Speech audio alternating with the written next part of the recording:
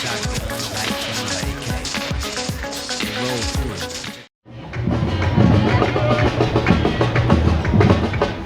vais vous dire quelque chose. En Centrafrique, les enfants de 8 ans sont violés par les rebelles. 8 ans, je vous dis, 8 ans.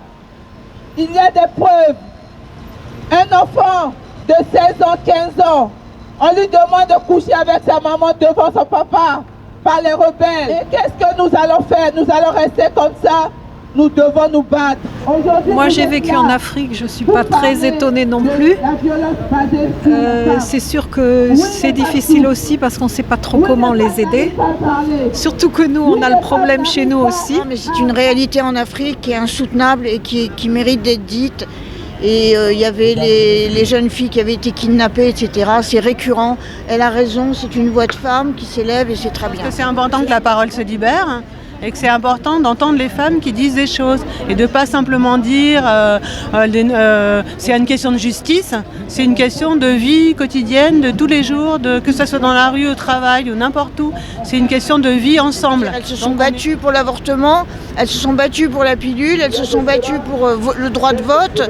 Il faut qu'on continue, on n'a pas à se faire traiter de sale pute, de salope et d'être dénigré si on n'est pas aux ordres de n'importe quel pouvoir masculin. On vit dans un système patriarcal où le mâle blanc est dominant et du coup il y a des violences sexistes et sexuelles qui sont courantes et du coup je pense que c'est important de parler de ça. Dans les commissariats de police, c'est pas vraiment la panacée quand on vient se plaindre, à moins d'être déchiqueté et ensanglanté. Donc c'est une honte, mais je veux dire on n'est pas du tout écouté sur ce coup-là. Et pour peu qu'on soit pas trop laide, ils se foutent de notre gueule bien comme il faut, je vous le dis. Que la police fasse son travail surtout et qu'elle arrête d'humilier les victimes plus qu'elles ne l'ont déjà été. Il y a la présomption de mensonge quand une femme vient dénoncer des violences sexuelles. Donc je veux bien qu'on respecte la présomption d'innocence, mais il faut aussi permettre aux femmes quand même de parler. C'était des années de difficultés, de honte et d'ailleurs c'était en province, c'est comme ça que je suis partie à Paris. Sinon peut-être que je me serais suicidée tellement j'avais honte. Mais moi j'ai jamais porté plainte, c'était la campagne, complètement dans l'ignorance. Quand on en parle, je suis vraiment contente de ça et que ça va peut-être faire réfléchir les hommes, que les femmes ça se tripote pas comme ça. Quand la femme dit non, c'est non, quand elle dit pas oui, c'est non aussi. Évidemment. Bravo. C'était mon père, je suis très contente de témoigner à visage découvert.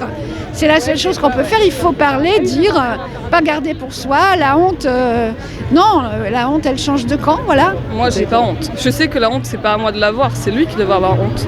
Lui et toutes les autres personnes qui ne voient pas le corps de femme, enfin qui pensent que qu'une femme n'a pas de propre identité, que son corps lui appartient. Voilà, l'exprimer en public, c'est vraiment une première pour moi, hein, ça c'est clair. Je me sens portée par tout le monde, voilà, par la sororité, comme on dit. Et aujourd'hui, j'ai plus peur. Il y a quelqu'un aujourd'hui qui va avoir peur, ça c'est sûr. Fin août, j'ai reçu un coup de téléphone, on m'a annoncé que la personne qui m'a violée ne serait pas condamnée tout simplement parce qu'il a refait sa vie, qu'aujourd'hui il a des enfants, une femme, et qu'on va pas aller détruire la sienne de vie. Mais la mienne, elle l'était déjà, et lui il dort sur ses deux oreilles, pas moi. Et c'est ça qu'il faut que ça change. On en a marre de cette société sexiste où les femmes sont facilement prises pour des objets. Non, c'est bon. C'est pas forcément une loi qui va changer les choses. Je pense que c'est la parole des femmes et le fait qu'elles s'expriment partout où elles sont, parce qu'elles sont de plus en plus quand même dans le monde du travail, elles sont de plus en plus dans la rue, et elles doivent y être de plus en plus, parce que l'espace public, il leur appartient aussi. Il ne faut pas compter sur les politiques, il faut compter sur nous, il faut compter sur des mobilisations. C'est dommage d'ailleurs que celle-ci ne soit pas un tout petit peu plus rassembleuse, mais en tout cas je pense que la révolution, elle sera féministe ou elle ne sera pas. C'est pas la loi qu'il faut changer, c'est les mentalités des hommes et aussi les mentalités des femmes qui ne veulent rien entendre, qui peuvent aussi dire t'es mignonne, pourquoi tu t'es habillée comme ça, enfin. Mais même les femmes entre elles, parfois reproduisent les mauvaises blagues. Ça m'est arrivé d'en dire par le passé facilement des conneries et maintenant c'est plus possible. Et qu'il n'y ait pas que les femmes évidemment, mais qu'on soit derrière aussi, parce que là il y a un combat contre les violences faites aux femmes, contre le harcèlement au travail ou dans la rue, mais il y a aussi un combat contre la précarité dont sont victimes les femmes, contre les bas salaires, enfin voilà, tout se joue, et puis c'est les rapports de domination, c'est les rapports dont on connaît très bien aujourd'hui, les rapports de pouvoir. Il est temps que ça change.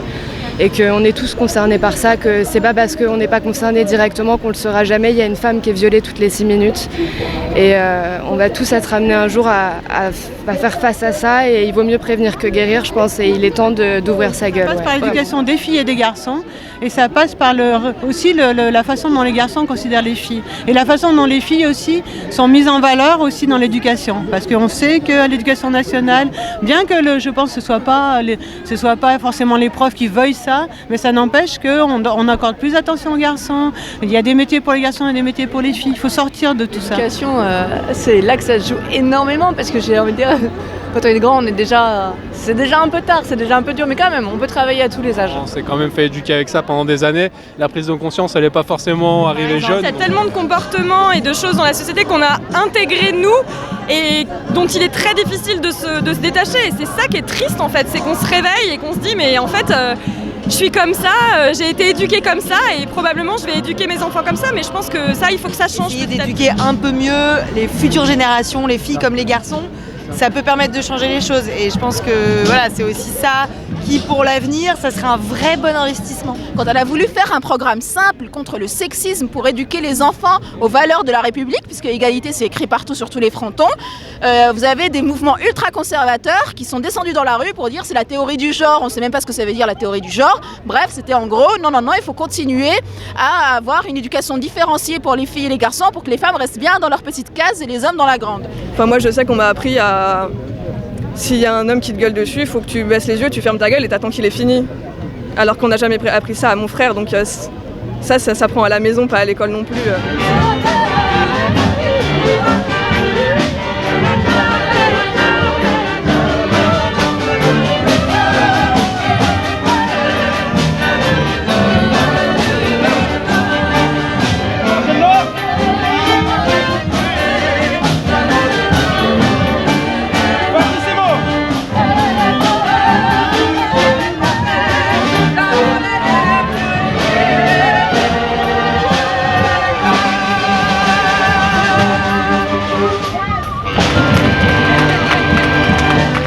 Inclusif où on va proposer des choses. Ici, les femmes vont pouvoir s'exprimer sur ce qu'elles ont vécu, sur ce qu'on leur a fait vivre.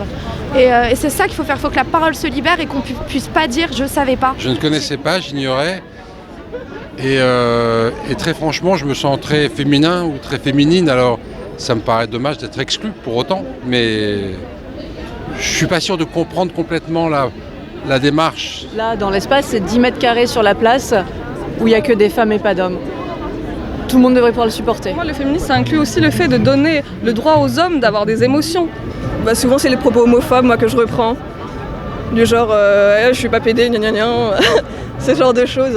Je sais pas, par exemple, si à la télé, on a une scène de 2 hommes qui s'embrassent, certains hommes diront « Oh, par contre, 2 filles qui s'embrassent fougueusement, ce sera plutôt...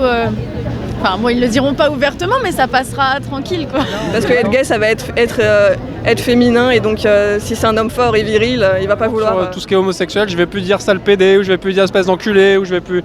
Enfin, enculé encore un peu, mais pédé, non, plus du tout, quoi. Ça, c'est des trucs... Alors bon, ça, c'est pas le même combat, mais c'est... C'est exactement le même combat. Je veux dire, je vais pas traiter de toute manière une nana de salope, et je vais pas dire que je vais la déboîter parce qu'elle est mignonne et qu'elle passe dans la rue, quoi. C'est de base, c'est pas un truc que je vais dire, quoi. Et si on parle de la sexualité aussi, enfin, l'idée que les hommes doivent toujours avoir envie, etc., ça aussi, ça fait partie de pourquoi on se retrouve ici aujourd'hui. C'est parce qu'on met aussi beaucoup de pression sur les garçons que leur identité, c'est aussi leur sexualité. Ça m'est arrivé de ne pas me bien comporter à l'égard d'une femme ou de femmes. Ça m'est arrivé. Il me semble que j'ai fait des progrès en ce sens que je me sens un peu différent je dirais, de beaucoup d'hommes, mais aussi de beaucoup de femmes, parce qu'il y a beaucoup de femmes qui, de ce fait, se comportent pas bien. Et se comportent pas bien à l'égard des hommes non plus. La prise de conscience, elle se fait chaque jour, jour après jour, en discutant avec des femmes, en les écoutant. J'ai toujours de l'espoir. Je pense que ce qui a été construit par l'esprit peut être déconstruit par l'esprit. Donc on peut inventer une société féministe. Si on est capable d'aller sur la Lune, on peut quand même être capable de respecter sa voisine. Ce qu'on peut craindre, c'est qu'il y a eu 2 semaines comme ça où ça a beaucoup parlé et puis que ça puisse retomber. Donc là, il faut pas que ça retombe. En général, chaque fois, il y a des pics avec l'affaire DSK, Beaupin, tout le monde en parle. Et le lendemain, c'est ignoré. Beaucoup n'ont pas envie d'écouter. Mais je pense que chez certains, il y a une graine qui a germé et que petit à petit, mais sûrement, on va arriver à des choses. Et en tout cas, je pense qu'il y a beaucoup de femmes qui, comme moi, ont envie de se battre pour qu'il y ait une vraie égalité entre les hommes et les femmes et pour qu'il n'y ait plus de harcèlement ni de violence sexuelle. Voilà.